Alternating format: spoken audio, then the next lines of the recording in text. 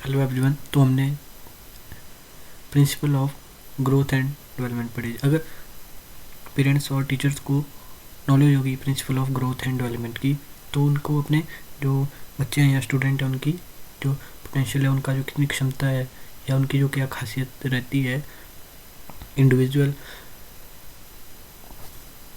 Plus points रहते हैं, उनके बारे में पता होगा, जिससे टीचर और पेरेंट्स अपने बच्चे की जो सुटेबल या मैक्सिमम डेवलपमेंट के लिए सुटेबल अपॉर्चुनिटीज़ दे सकते हैं बच्चे को, या उसको मीडियम प्रोवाइड कर सकते हैं। तो आज हम जो डिफरेंट गाइडलाइंस रहती हैं या एजुकेशनल इम्प्लीकेशन रहती हैं principle of growth and development की, ठीक है, उनके बारे में पढ़ेंगे, जिनके द्वारा मतलब किसी भी बच्चे की मतलब ओवरऑल डेवलपमेंट हो सके।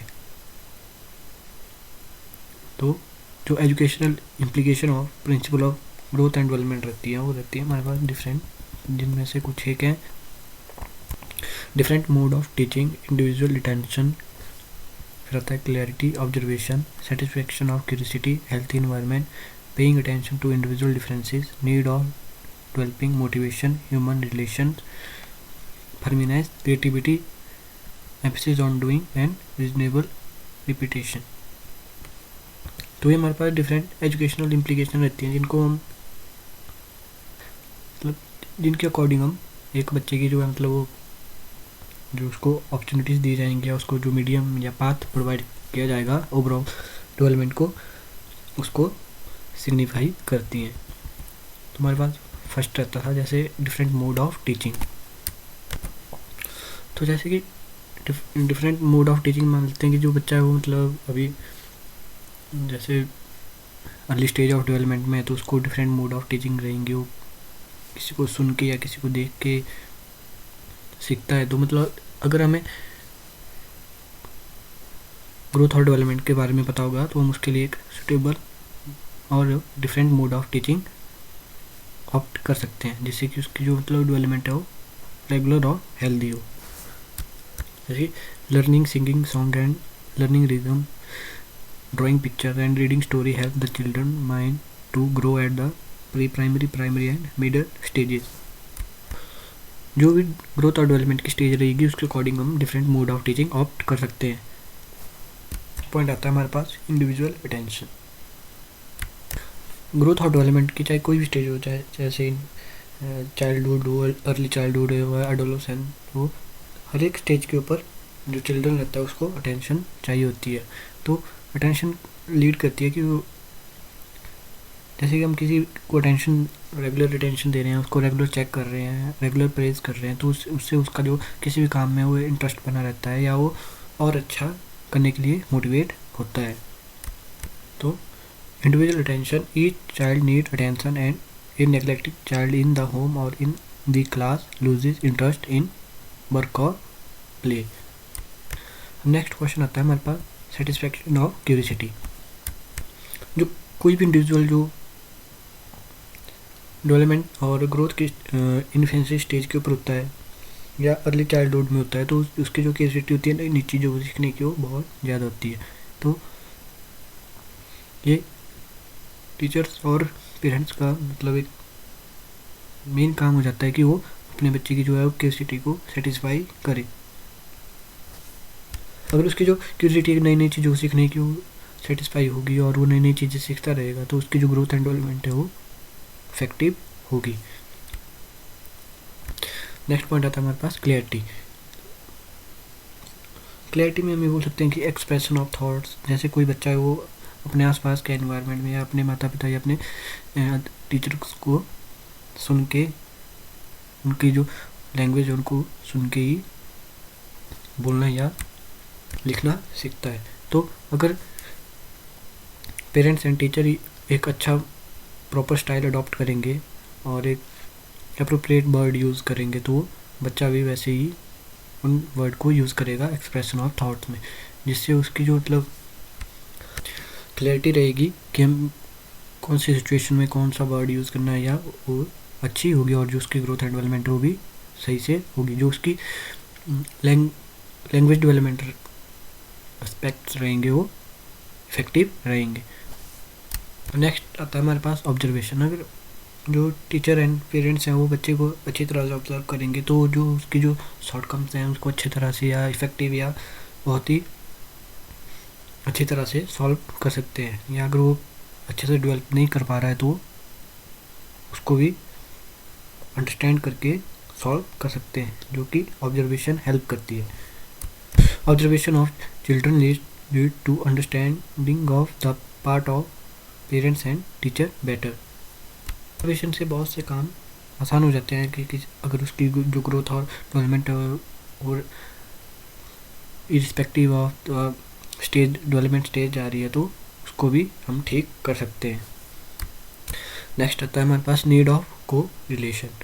Teacher should keep in mind that children dwell on the principle of interrelatedness of development and growth. It is therefore necessary for them to search for the principle of correlation. In simple के मतलब जो student या कोई बच्चा है वो मतलब जो अगर ग्रो करता है या डेवलप करता है तो मतलब स्टेप बाय स्टेप करता है, या ऐसा नहीं है कि वो मतलब एक स्टेप छोड़ के नेक्स्ट स्टेप पे डेवलपमेंटल स्टेज पे पहुंच जाएगा। तो उसी प्रकार से जो टीचर एंड पेरेंट्स हैं उनको ये ध्यान में रखना होगा कि मतलब जो बच्चा एक स्पेसिफिक पाथ से होके ही डेवलप होगा। ऐसा नहीं कि वो पहले मतलब एडोलेसेंट स्टेज के पैटर्न सीखेगा फिर उसके बाद इन्फेंसी में आएगा, नहीं, वो एक पर्टिकुलर इन्फेंसी से जाएगा फिर अर्ली चाइल्डहुड फिर चाइल्डहुड और फिर एडोलेसेंस की ओर मूव करेगा। तो मतलब टीचर और पेरेंट्स को मतलब जो उसका जो डेवलपमेंटल पाथ है वो इंटरलेटेड मीडियम के द्वारा ही, मतलब जैसे वो एक स्टेज को दूसरी स्टेज से इंटरलेट करके ही डिफाइन या तैयार करना होगा। नेक्स्ट आता है हमारे पास हेल्दी इन्वायरमेंट। हेल्दी इन्वायरमेंट में मतलब चिल्ड्रन जो है उससे जो मतलब उसकी जो है प्रमोट द ट्रस्ट। अगर एक बच्चे का मतलब अपने टीचर या पेरेंट्स के साथ एक अच्छा हेल्दी इन्वायरमेंट या अच्छा रिलेशन होगा तो वो मतलब अपनी हर एक चीज़ शेयर करेगा, वो बिना किसी झिझक के मतलब उनसे अपनी जो मतलब शॉर्टकम्स है उनके बारे में बात करेगा, या वो कुछ नया कर रहा है या उसने कुछ गलत किया है तो वो भी अच्छे से शेयर करेगा, जिससे कि टीचर और पेरेंट्स को बहुत ज़्यादा हेल्प मिलेगी उसके डेवलपमेंटल पैटर्न्स को समझने में। Need for paying attention to individual differences of learners. तो जो हमें पता है कि कोई भी इंडिविजुअल है वो एक यूनिक रेट के ऊपर ग्रो या डेवलप करता है, तो मतलब जिसकी जो कोई भी है अपना अपना एक इंडिविजुअल ग्रोथ रेट लेके डेवलपमेंटल प्रोसेस को फॉलो करता है। तो जो टीचर एंड पेरेंट्स हैं उनको मतलब जो इंडिविजुअल डिफरेंसेस है उनको भी अटेंशन देनी होगी, जैसे कि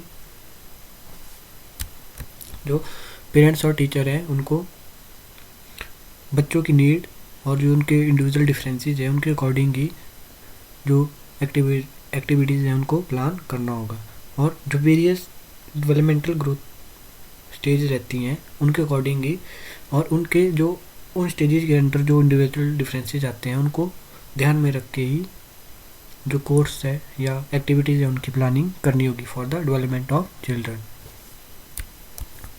नेक्स्ट आता है need for developing motivation. Teacher should organise teaching learning programme procedure and practice according to the level of children's.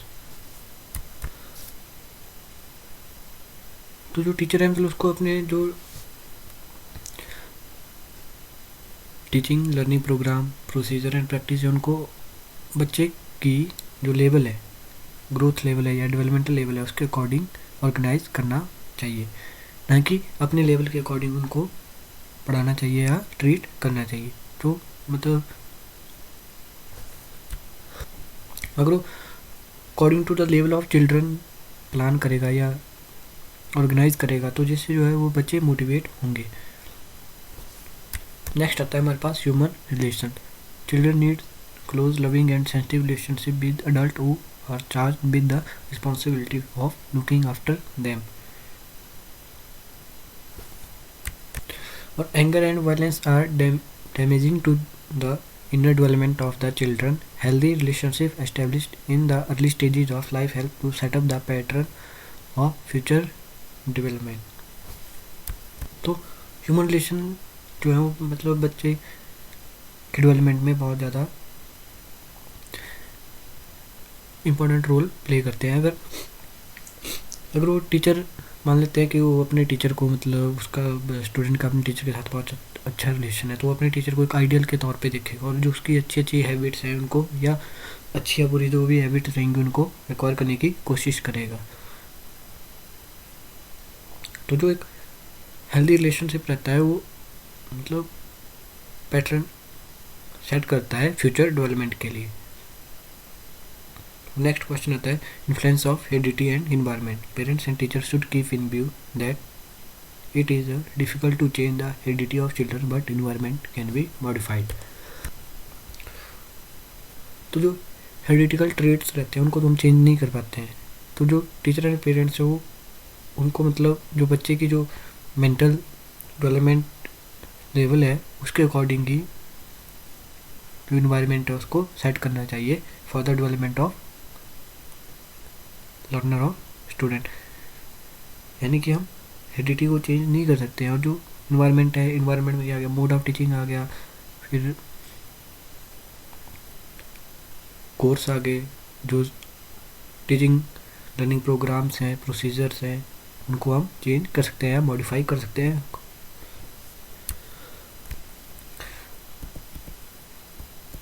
Next आता है हमारे पास consistency, firmness, love and patience on the part of parents and teacher will go a long way in the wholesome development of children. Next आता है हमारे पास need for paramagnetic outlook. Every stage of growth has its responsibility and limitation. Teacher and parents should not place undue demands on the children. Such demand leads to mental tension for the children. मतलब हम मान लेते हैं कि हम बच्चा जो है वो इन्फेंसी स्टेज के ऊपर है. अगर हम उससे अर्ली चाइल्डहुड के लेवल तक की जो मतलब पैटर्न से उनकी उम्मीद करें या रिस्पॉन्सिबिलिटीज़ को पूरा करने की उम्मीद करें, तो जिससे उसके बच्चे के ऊपर क्या पड़ेगा, प्रेशर पड़ेगा. तो हमें जो डेवलपमेंटल या ग्रोथ स्टेज चली है उसकी जो पॉसिबिलिटीज़ एंड लिमिटेशंस हैं उनको ध्यान में रखना चाहिए. हमें अननेसेसरी डिमांड्स नहीं करनी चाहिए चिल्ड्रन से कि वो अर्ली चाइल्डहुड में एडोलेसेंट लेवल तक की रिस्पॉन्सिबिलिटीज़ को पूरा करें. Creativity, children are creative and they need assistance and guidance to develop their creativity. तो हर एक बच्चे का अपना एक यूनिक इंटरेस्ट रहता है या क्रिएटिविटी रहती है, ठीक. तो जिसके लिए उसको एक गाइडलाइन, प्रॉपर गाइडलाइन की ज़रूरत होती है उसको फुली डेवलप करने के लिए. तो अगर ग्रोथ और डेवलपमेंट के प्रिंसिपल के बारे में पता होगा तो हम एक इफेक्टफुल गाइडलाइन तैयार कर सकते हैं. Need satisfaction at each stage. तो जैसे जैसे बच्चा मतलब डेवलप तो होता चलेगा इन्फेंसी से अर्ली चाइल्डहुड से लेटर चाइल्डहुड और एडोलेसेंट की ओर मूव करेगा, तो जो हर एक स्टेज रहती है उसकी जो अपनी अपनी एक नीड रहती है, ठीक है, जिसको पूरा करना बहुत ज़रूरी होता है.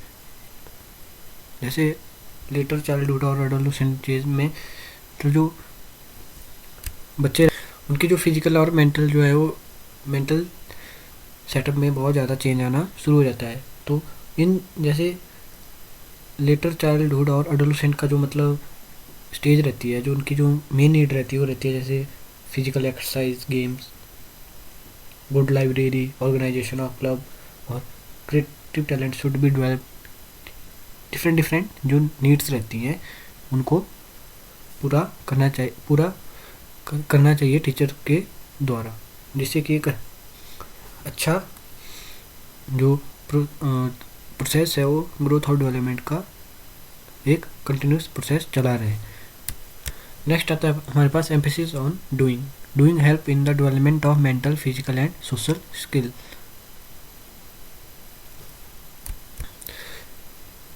Emphasis on doing. एक छोटा सा एग्जांपल लेते हैं, जैसे कि एडोलेसेंस जो स्टेज रहती है डेवलपमेंट और ग्रोथ की, उसमें जो होता है मतलब एक ऑर्गेनाइजेशन ऑफ क्लब्स जो एक बेसिक नीड रहती है। और इन क्लब्स में हम मतलब जैसे गेम्स खेल सकते हैं, साफ सफाई कर सकते हैं, या मतलब डिबेट कर सकते हैं, किसी टॉपिक के ऊपर डिस्कशन कर सकते हैं। तो जिससे जो है मतलब हेल्प होती है mental and physical and social skills को डेवलप करने में।